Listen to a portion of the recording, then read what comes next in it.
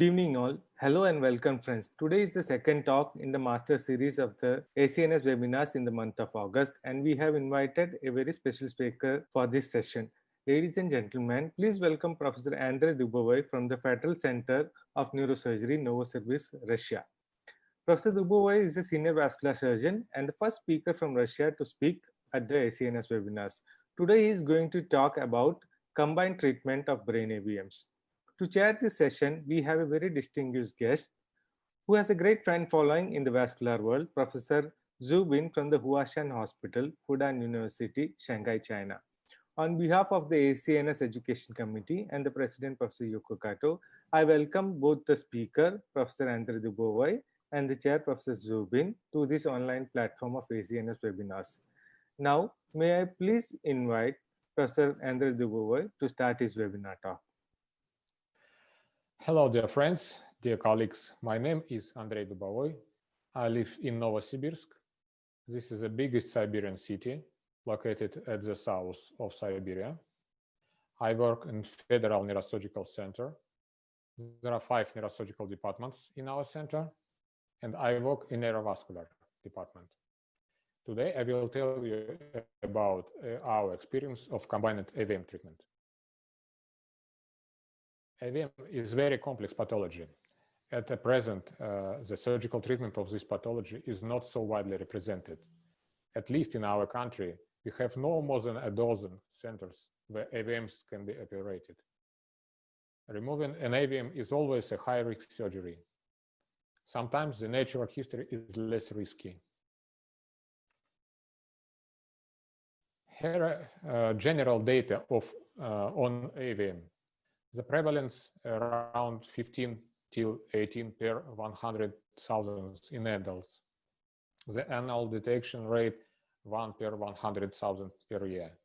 The mean age of presentation around 33.7 years old. And male-female ratio, male 55%, female 45%. Presentation of AVM. More than half of all AVMs presented by intracranial hemorrhage, 52%. 27% of all AVMs presented by seizures. 15% of all AVMs presented by local headache. And ischemia less than 10%, around 6%. Here is the meta-analysis of 10 sources. I will give a brief data from it. Risk of rupture, an overall annual rupture rate around 3% per year, and initial annual rupture rate around 2.2% per year. A rare rupture rate around 4.5% per year, and first year rebleeding rate varied from 6 till 15%. The predictors of rupture. These factors statistically significantly increase the risk of AVM rupture. Prior rupture, deep location, exclusively deep venous drainage, and associated aneurysms. And these factors demonstrate trend towards to increasing risk of rupture, any deep venous drainage, and female sex. And these factors were not significant factors of rupture. Small size of AVM, older patient age, ethnicity, smoking, family history. Look please at this table. Here is shown the effect of deep nidus location and deep venous drainage location.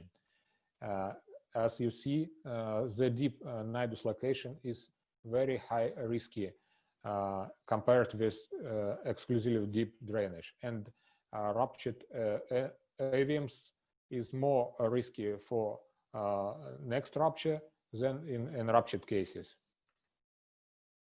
Next, associated aneurysms. Around 18% of all patients and 18% of all patients with AVM has associated aneurysms. The annual rupture risk around 8.3%, and this risk 3.45 times higher compared with AVMs without aneurysms. Half of all associated aneurysms located on the feeding arteries and demonstrated a trend toward to a greater risk of rupture. And intranidal aneurysms demonstrated a trend toward a risk rupture too. And remote aneurysm did not significantly increase the risk of rupture. Summarizing the above, resuming all risk factors and the lifetime expectations, estimated risk of rupture could be calculated as rupture risk is 105 minus patient age.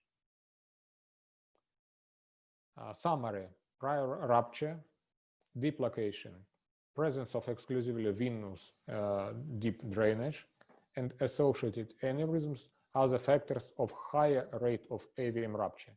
It has been taken into consideration for choosing a candidate for surgery.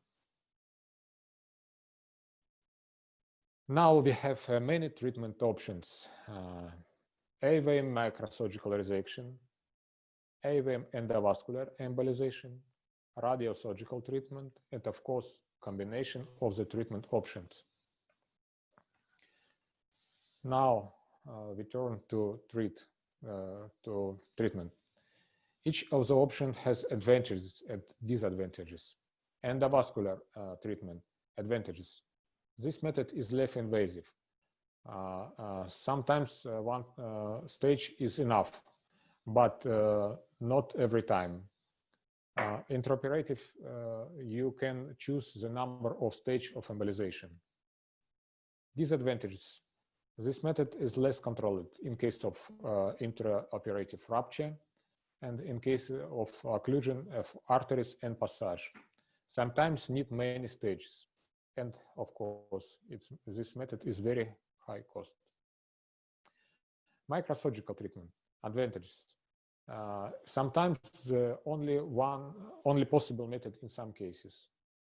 One stage treatment with immediate result, and of course low cost. But the method has a disadvantages. This surgery is very challenging and risk of blood loss. We can combine these options with each other. You can combine embolization and resection of the AVM nodus, embolization and radiosurgery, partial resection and radiosurgery. Choosing the right tactics for treating AVM is difficult. However, I will give some general recommendations. Small and medium-sized AVM, Spetzler-Martin grade 1 and 2. The first choice is resection. And of course, if you have endovascular team, you can embolize this AVM. If the AVM has a single afferent and you have fistula type AVM. Large AVM, Spetzler-Martin grade 3 or 4. We perform staged embolization, but total embolization is not always possible. As an option, we perform embolization and resection, combined treatment. Small deep located AVM, located in basal ganglias, internal capsula, brainstem. If AVM without bleeding, the patient coming to observation is AVM with bleeding, the first choice is radiosurgery, and endovascular embolization is a second choice. If AVM located in motor cortex without bleeding, the patient sent to observation. With bleeding, patient as a first choice come to radiosurgery, the second choice come to embolization, and the third choice come to open microsurgical resection. You can combine embolization and microsurgical resection or resection part of AVM and radiosurgery. And giant AVM, Spetzler-Martin grade 5, in asymptomatic giant AVM without bleeding, without seizures, and without ischemia, a patient come to observation. In symptomatic cases, radiosurgery. To plan your surgery carefully, you need to know everything about AVMs. The neurosurgeon's arsenal includes MRI. Sometimes you can perform functional MRI to to determine the functional zones around the AVM nidus. Digital subtraction angiography. Now this is a gold standard for AVMs. And of course, you can perform CT angio. This is not expensive and very widespread method of preoperative examine of AVMs. Now, microsurgical treatment. If we consider resection of the AVM as independent type of treatment, then in general, the indication for removal looks like this. If the patient has a big intracerebral hemorrhage in acute stage of rupture, you can perform resect the AVM with intracerebral with deleting of intracerebral hemorrhage. If patient have AVM-related focal neurological deficit, you can perform resection of AVM. If patient has AVM-related seizures, you can perform resection of AVM. Strong headaches. Very strong headaches can be regarded as a neurological deficit. It significantly reduces the quality of life of patients. These patients can be coming to resection AVM2. And of course, younger patients have a longer life expectancy. The likelihood of AVM rupture is greater. These patients can come into resect of AVM2. A few simple rules for AVM resection. If you perform the small craniotomy, you cannot see all AVM anatomy. You need to control all AVM feeders and all efferents. Otherwise, if bleed occurs, it will be difficult to control it. Craniotomy should be of such size to control not only AVM nidus, but all feeders and efferents. You need to control AVM nidus, all AVM feeders, all efferents. In acute cases, you need to has access to intracerebral hemorrhage. A few tips for microsurgicalization.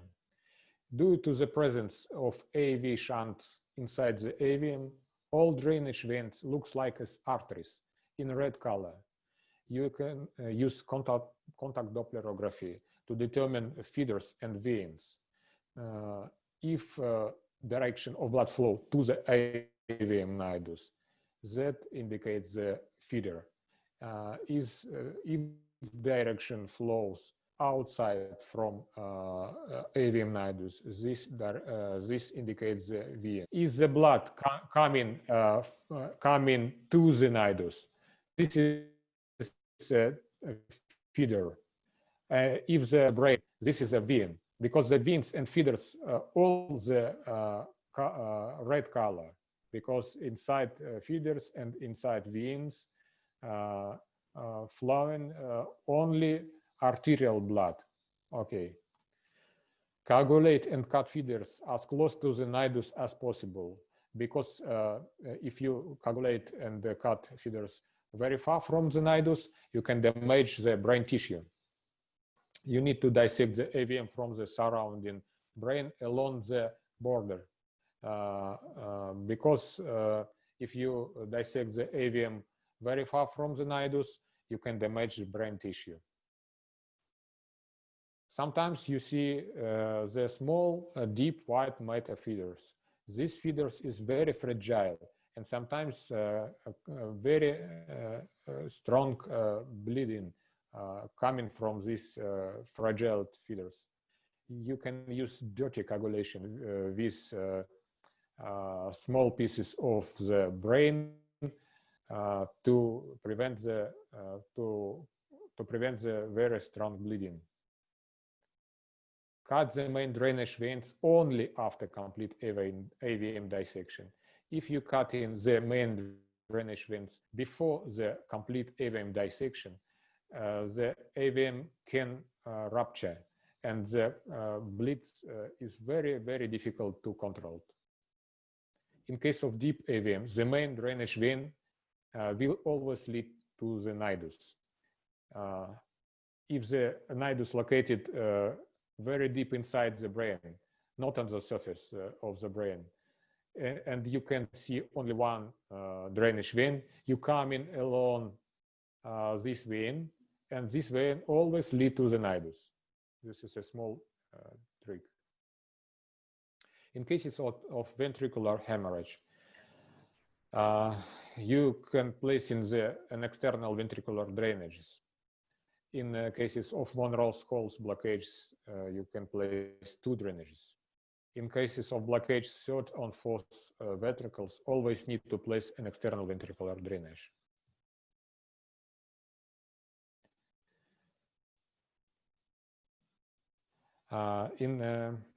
As we discussed it earlier, in some cases, AVMs have associated aneurysms. Patients with AVMs and aneurysm have a higher risk of hemorrhage.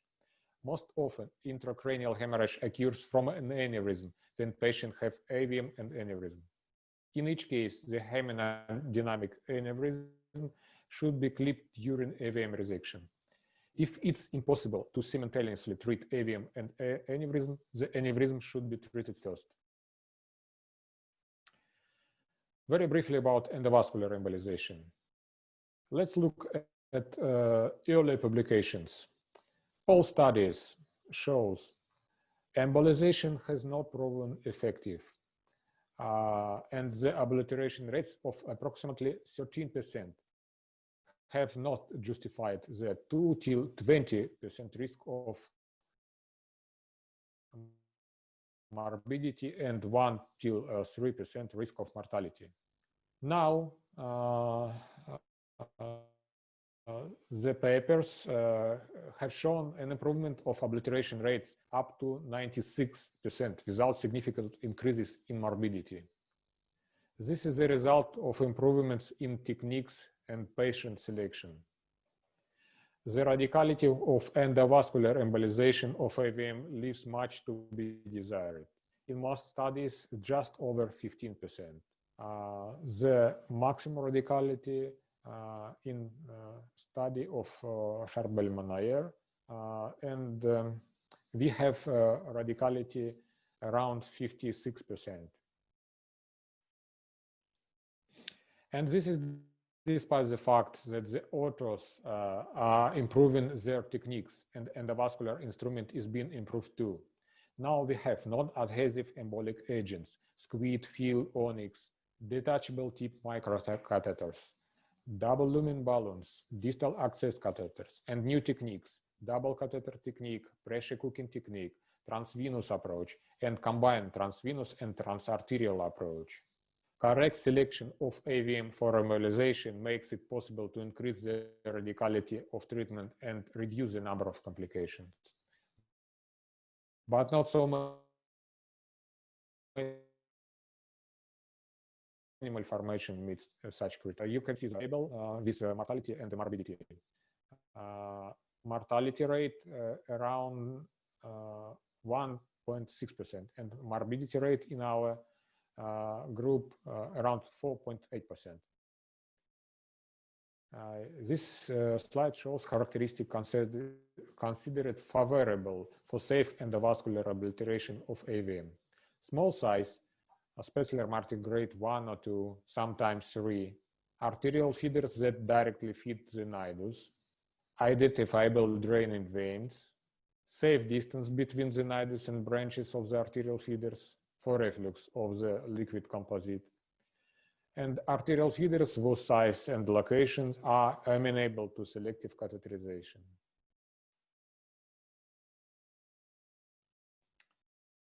Here is an example of successful radical treatment of grade 4 AVM located in the left frontal lobe with only endovascular method. We perform 8 stages of embolization. You can see big, large AVM. This is the final result. This is onyx inside, and you can see the totally excluded from blood circulation AVM. You can see avascular zone. Another one, an example of transvenous approach. Only one stage of embolization. You can see the microcatheter inside the AVM nidus, catheter coming through the vein, through the drainage vein, and one stage embolization completely obliterate of AVM. To make the treatment more radical, we began to combine endovascular embolization and microsurgical resection. We liked the results. Look, please. All authors give the results very close to 100%. In our experience, we have the results of complete obliteration after combined treatment around 98%. Without resection stage, we have the radicality around 56%. And morbidity mortality rate in combined treatment, this is our data. Morbidity in endovascular treatment, 4.8%. In combined treatment, 5.8%. Mortality in endovascular treatment, 1.6%. And in combined treatment group, 0%. There were more high-grade AVMs in the combined treatment group. Why do we do preoperative endovascular embolization? We do it to reduce blood flow through the AVM nidus by occluding feeders, to minimize an intraoperative blood loss. Liquid composite can easily be visualized intraoperatively, which helps to define margins and boundaries of the AVM for extent of resection. Also, in common use, adjunctive embolization is still controversial and not universally recommended. Our tactics, we perform microsurgical resection as a first choice for small size AVM and non-eloquent medium size AVM. Endovascular embolization is a first choice for treatment of the medium size and large AVMs. We perform first stage endovascular embolization. Then we have no any feeders to catheterize. An AVM we consider for microsurgical resection. We perform second stage. If we cannot resect the AVM, we will send patient for radiosurgery. Patient with non-ruptured giant AVM, we send to observation. First stage, endovascular embolization. We use only liquid non-adhesive composite, onyx, quid, or fill. We never use NBCA because it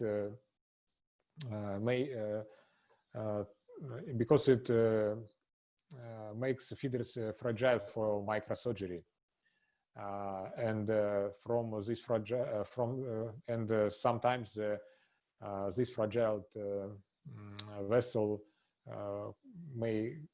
can very strong bleed. We don't use embolization of the feeders. It decreases the flow, but not occludes the nidus, and intranidal pressure is still high. We use embolization of the nidus. It decreases blood supplied part of the nidus.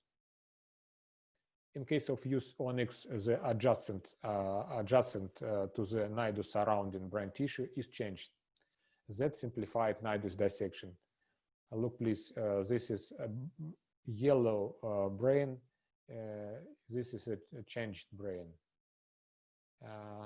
and this is the white small part of brain around the nidus. You can see here. Second stage, microsurgical resection. We navigate the edge of the nidus by black colored vessels, onyx inside, and catheter tips. Removal begins from the arachnoid dissection along the border of the nidus. Deep small white matter feeders remain not embolized, and the main difficulty for the microsurgical resection. It is necessary to increase the depth of dissection along the circumference of the nidus. Disadvantages of the combined treatment.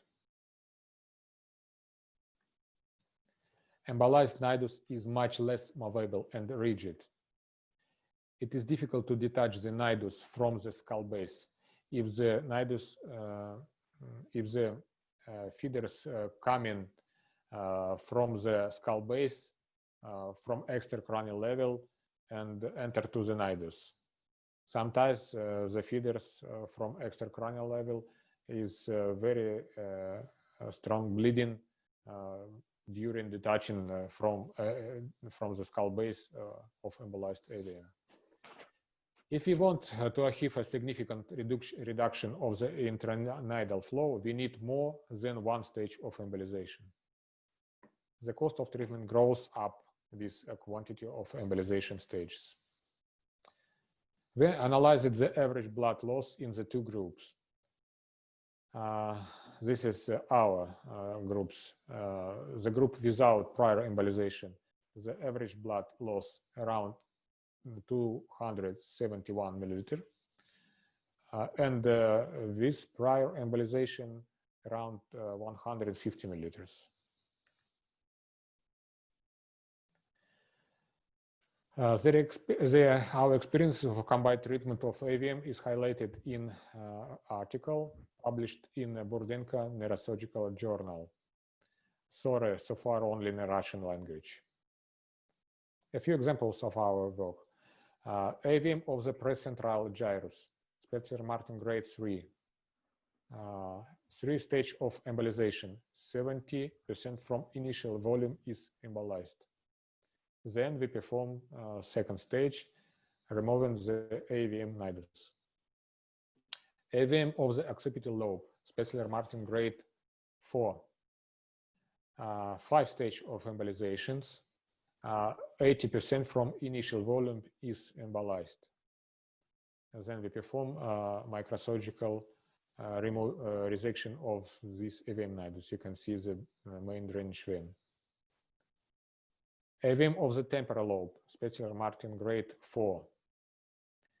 3-stage of embolization, 75% from initial volume is embolized. This AVM ruptured during the last stage of embolization, and emergency resection of AVM nidus we performed. You can see the subarachnoid hemorrhage.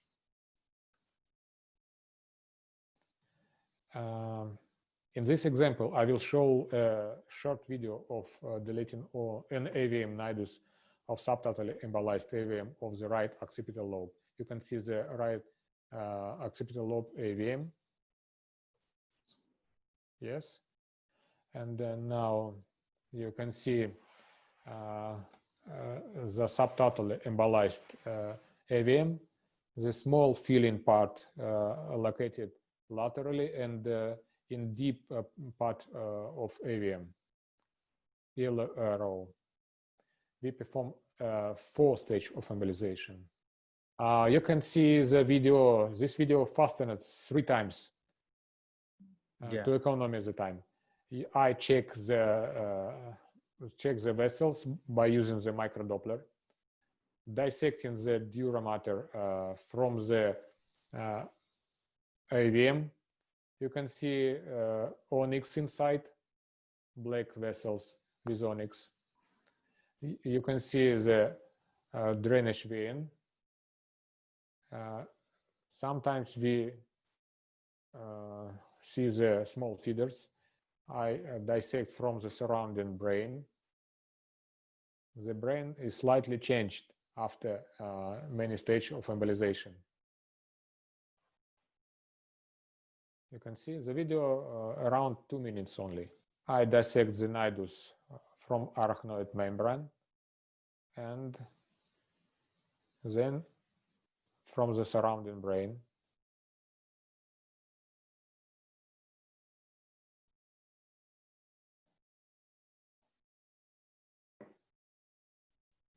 You can see the small feeders inside the deeper parts.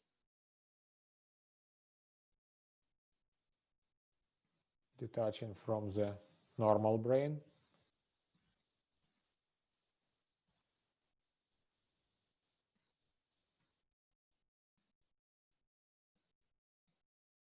I like the Kamiyama scissors.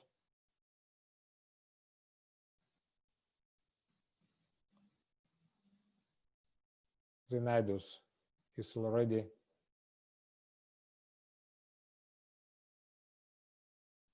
ready to came out.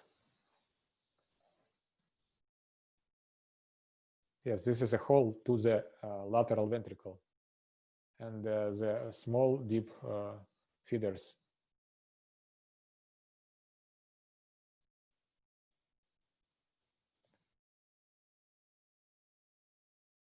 The nidus is dilating.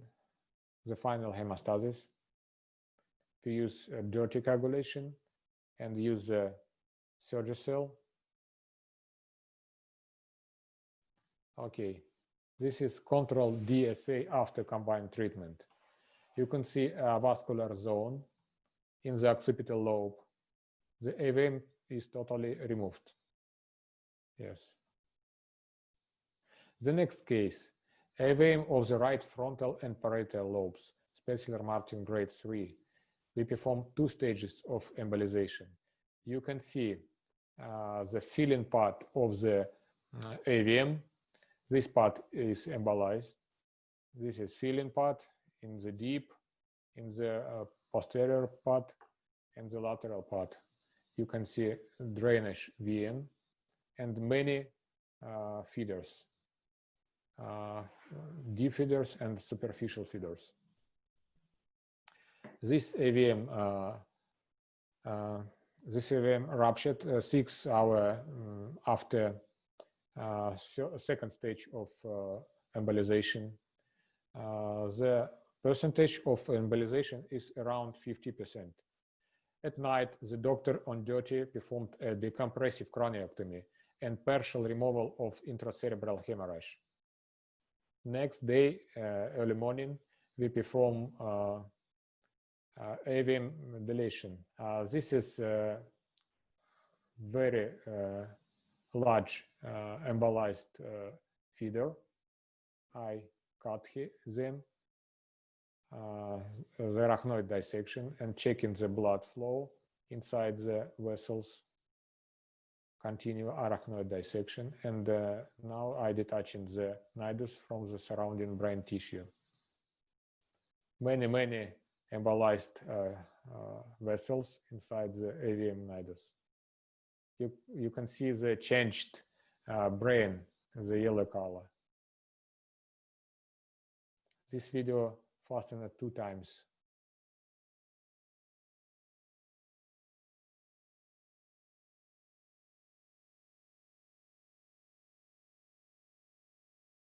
You can see the main drainage vein, the flow coming this side. I detaching the deep part of AVM. The intracerebral hemorrhage was removed before. I checking the deep vein, the very slow flow inside the vein. I cut this vein and cut the main vein.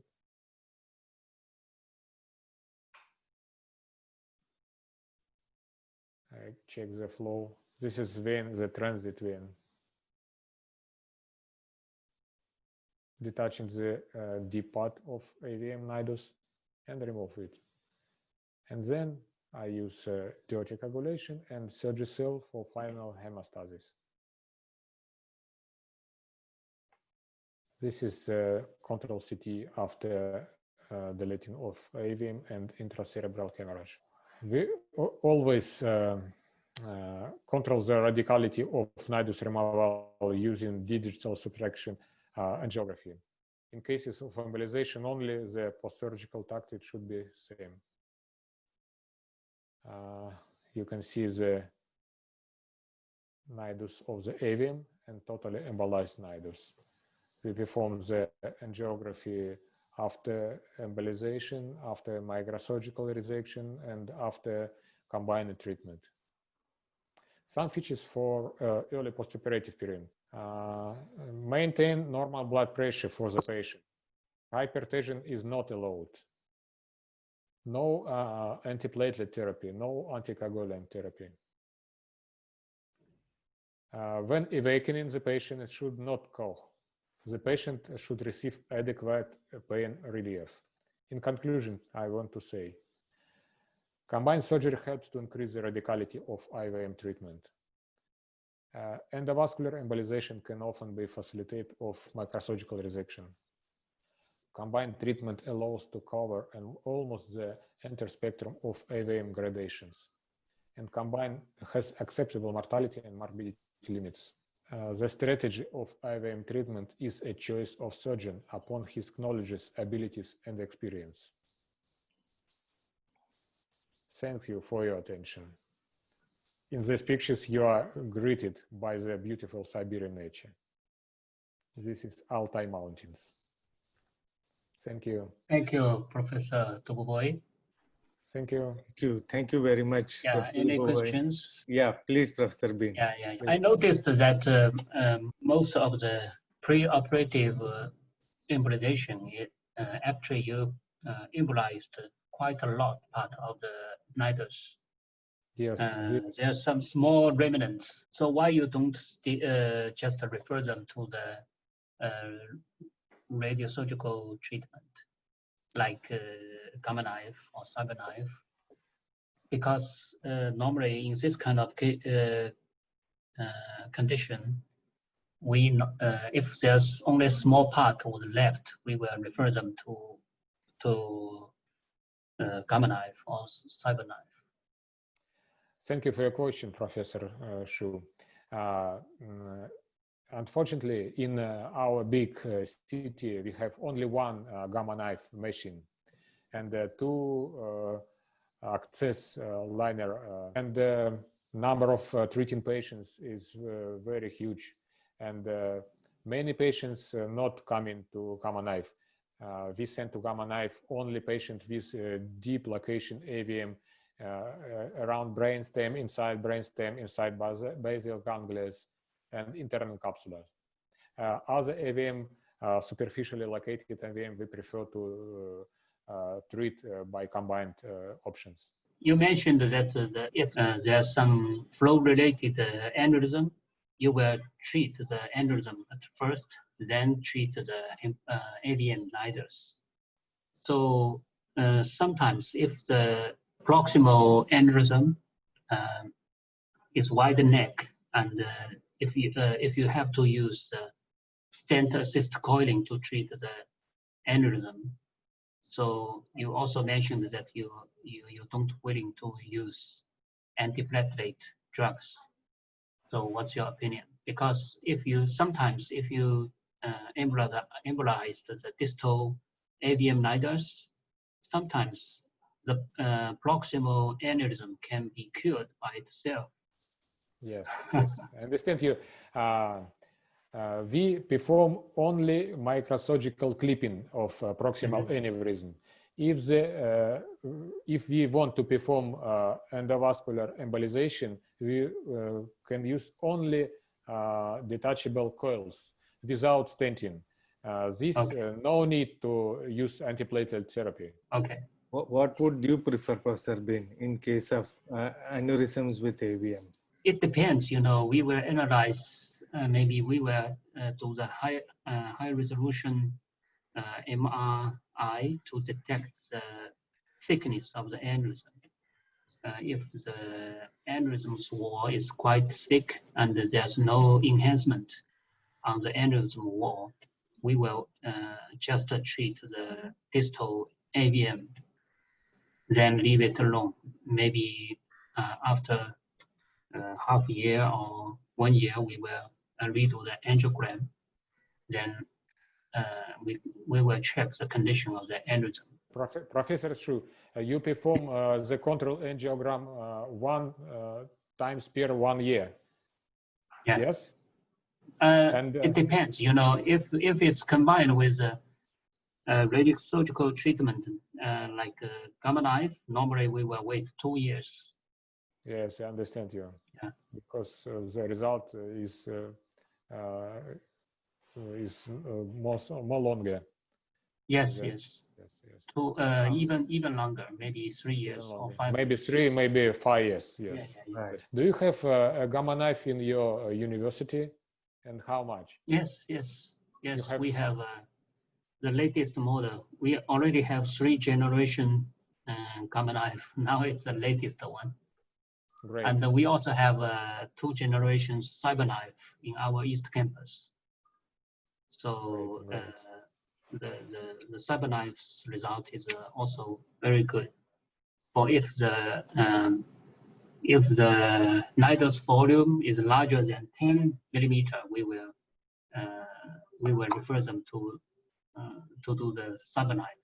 If the Niges volume is less than 10 millimeter, we will refer them to do the gamma knife. Thank you very much, Professor Bean and Professor Dubovoy, for this excellent discussion.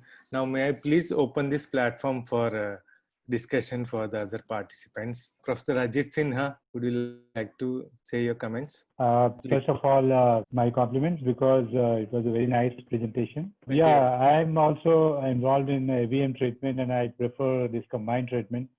And I myself do the endovascular work as well. So, Professor, in your presentation, I found that many of the AVMs were taken for endovascular treatment, 3 stages, 4 stages, 5 stages, and then surgery. Yes. So, where exactly you decide now it should be taken for surgery? Why not take for surgery after 1 or 2 sessions of endovascular treatment? Because anyway, the advantages which we want to take out of endovascular treatment as a surgeon, that comes in 1 or 2 sittings only. So we don't need to go for 4, 5, 6 sittings. That's my opinion. Okay, I understand your question. Sometimes we take patient to microsurgicalization after 1 or 2 stages of embolization. Each time it depends on the patient condition and AVM condition. If I see the very deep located AVM with very high flow, I prefer to perform 3 or 4 stages of embolization to reduce the blood flow inside the nidus, to reduce the ability to perform the microsurgical resection without any blood loss. Do you prefer only this onyx type of thing? And I have experience with NBC, and yeah, it makes the nearby vessel little fragile, but the cost-wise it is less, and exactly Cost very less. Yes, we have a control here in NBC of exact part of where we want to embolize, considering that I'm going to take this case, and next step is the surgery. So I purposely don't go for full embolization. I just go with an idea that I have to make it more comfortable for the surgeon. Maybe sometimes we use NBCA for embolization of the AVM nidus, but only we embolized only the very high flow shunt inside the nidus using NBCA. And in other cases, we like to use non-adhesive embolic agent because I think the vessels with NBCA inside is very fragile. Thank you very much, Professor Ajit Sinha. Professor Marcos Wagner from Brazil. Just 1 minute. I want to know your opinion about the venous approach for embolizations of the AVM, for example, in posterior fossa. Is it a good option for treating that? Yes, sometimes venous approach for embolizing of AVM is very good. We use venous approach in cases of if we don't have any good feeders access and we have only one vein, we perform venous approach to embolize this AVM. How common is the transvenous approach? Hi, Marcos. Actually, I never use that transvenous approach, but I know exactly that in some very selected cases that the transvenous approach is the only solution. especially for the very deep, deep located, a small nidus and the small feeders. It's impossible to use the arterial access. So transvenous may be the only solution. Yeah. Right. Thank you. Thank you, Professor Marcos, for joining us. Yes, my dear friend Itti, would you like to comment? Yes. Thank you for your presentation, Professor Andre, my dear brother. I would like to ask you for two questions. For the first question, for preoperative embolization, how much the Niges reduction do you prefer before surgery? Total occlusion or just only 50 or 70%? And the second question, how long can you wait after embolization, then you take the patient to surgery? Hello, E.T. I'm very happy to see you, my friend. Yeah, me too. First question. I prefer to perform preoperative embolization in approximately a half of volume of the Niges, and sometimes 70%, no, but not totally embolization. Second question, we try to resect the AVM next day, sometimes this day after embolization. Yeah. What is the strategy in your place, Professor Zubin? Actually, I don't prefer use preoperative embolization, although I did a lot of embolization treatment for the AVM Niges. But I prefer to resect the AVM directly because when you resect it directly, the Niges was still soft, and Yes. it will give you some space. You can press the Niges and give you the space between the cortex and the Niges. But if it's very rigid and hard Niges already filled with onyx, actually you have to sacrifice some corridor to resect the Niges from the cortex. This is a main disadvantages of resected partially embolized AVM. The Niges is very hard. Not Kimura Sensei. Hi, I'm here. Hello, Hidehita. Hello, my friend. Dubois. So thank you for sharing your excellent cases and your so excellent videos with me. So I just agree with your opinion. So multi-stage the preoperative embolization is first and second and third is very, very effective to safe surgery for the AVM. So my question is how to occlude the Niges before surgery, transvenous approach. So in complex, huge cases, you may encounter the bleeding. And so venous occlusion using the transvenous approach. How do you avoid the complication? Thank you, Hidehita. If you perform transvenous occlusion, you need to totally occlude of the AVM Niges. If you occlude subtotally AVM Niges and you occlude the VN, you can the strong bleeding from AVM Niges is coming. If you want to use transvenous approach, you no need to resect this AVM. Only perform endovascular stage. Yeah. So and I just agree that the AVM is totally occluded. When it totally occluded, it's so hard to remove. I just agree. Yes. So appropriately soften, appropriately obliterate from the blood circulation. It may be balance is Yes, important. yes, Yeah. yes. Thank Yes. you. Ninad, would you like to comment? Sir, according to sir, Bean sir has already told that AVM is soft if we not embolize.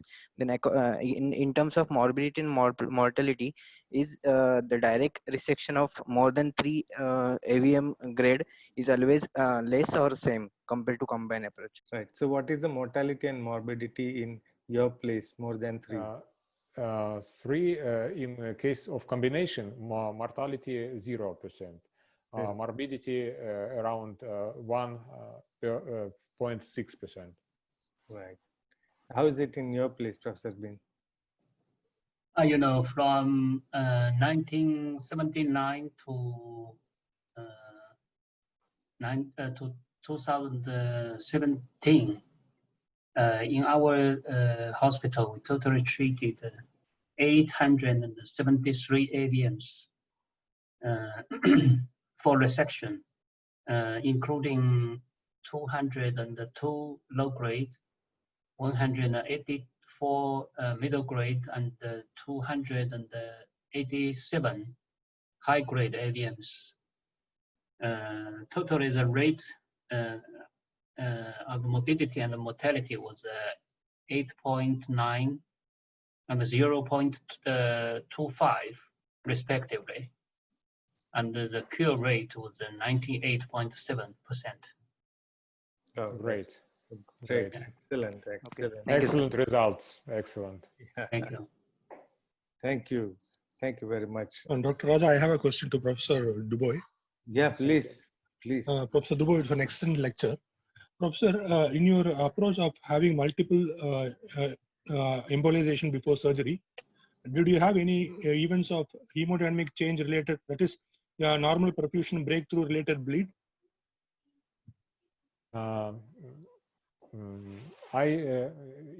Your question about change of brain perfusion after embolization? Yes, because you're waiting 2 to 3 times before embolization before surgery. Is there any change in the hemodynamics? I understand you. We perform the interval between each stage of embolization, the interval from 1 month till 3 months, approximately 1.5 months between 2 stages of embolization. This time needs to hemodynamic change in outside the Avm Niges in the healthy brain. Okay, thank you. Right. Okay. Thank you. So now if there are no more questions, I think we'll wind up this session. On behalf of the ACNS Education Committee and the President, Professor Yoko Kato, I would like to thank the speaker, Professor Andre Dubovoy, and the chair, Professor Zubin, for coming here and enlightening us about the combined treatment of AVMs. So until next Saturday, it is bye-bye from all of us.